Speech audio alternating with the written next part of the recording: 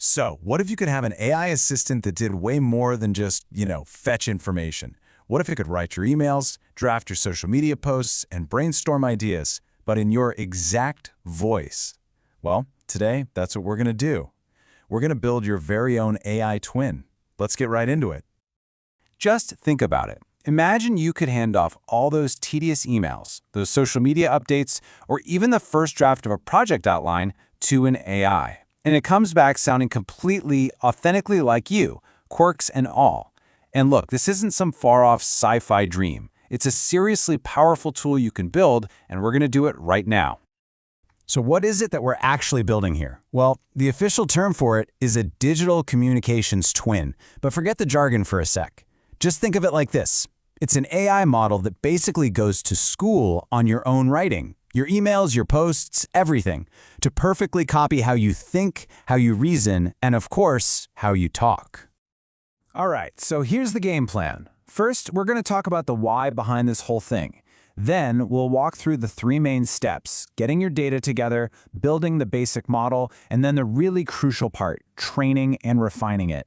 And to wrap up, we'll cover some pro tips and pitfalls to watch out for. Okay.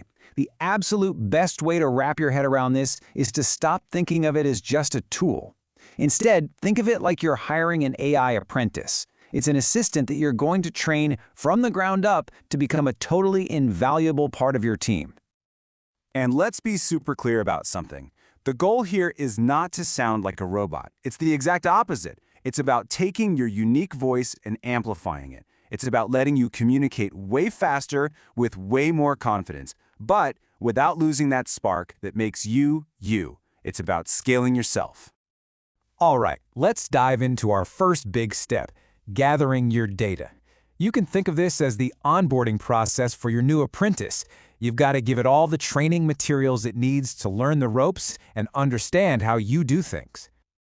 Okay, so this really boils down to 3 key things. First, you've got to define your attributes. Are you, cheeky and informal, or more professional but warm? Get specific. Second, collect your content. We're talking emails, blog posts, scripts. The more you can give it, the better. And finally, specify your style. Do you use a lot of short sentences? Do you always say circling back instead of following up? Write those little details down. They matter. Okay, so you've got all your training docs ready to go. Now, it's time for your apprentice's first day on the job. We're going to head into a tool like ChatGPT and actually build the foundation. All right, time to actually get our hands dirty. You're going to open up something like the custom GPT creator in ChatGPT+. First thing you do, upload all that content you just collected. Then, you basically write its job description. Be super specific. Tell it its role, tell it what it knows, and tell it exactly what voice you want it to use.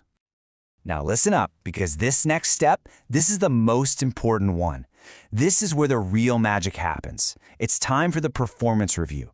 And this isn't a one-and-done thing. It's an ongoing cycle of feedback and tweaking that will make your AI twin absolutely amazing. And just look at this. This is the exact transformation we're talking about. A generic, out-of-the-box AI is going to give you something stiff and robotic like the text on the left. But your trained twin, it's going to sound like the right side, natural, casual. It's going to sound like you actually wrote it. That's the power of this refinement process. This quote just perfectly nails the mindset you need to have. This isn't a microwave dinner. It's not a one-time setup. You have to treat your digital twin like an apprentice that needs constant coaching and new information to stay sharp and on brand. So how does that actually work? Well, it's this really simple but super powerful loop. First, you test it all the time with different kinds of tasks. Second, when it gets something wrong, maybe the tone is a little off or it uses a word you'd never used, you edit the output directly.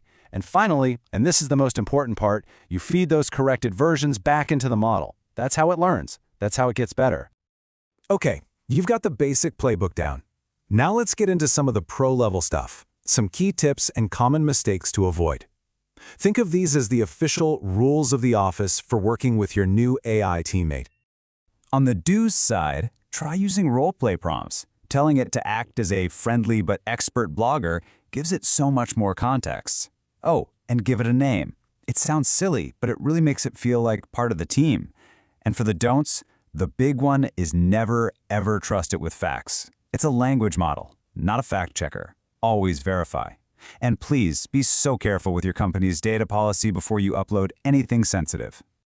Seriously, I need to double-click on this for a second.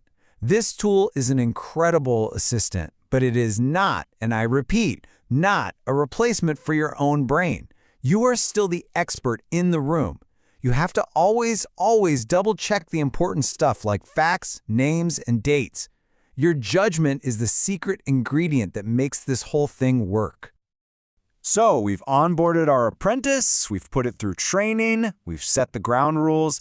I'd say it's time for graduation, which means it's time to talk about the real purpose of this whole thing. And that really brings us to the absolute core of all of this. This has never been about replacing your voice. It's about amplifying it. It's about giving you a tool that helps you show up more often, more quickly, and with more impact, all while sounding exactly like yourself. All right, so there you have it. Your new AI teammate is trained, prepped, and ready to go. So I guess there's really only one question left to ask. What's its first assignment?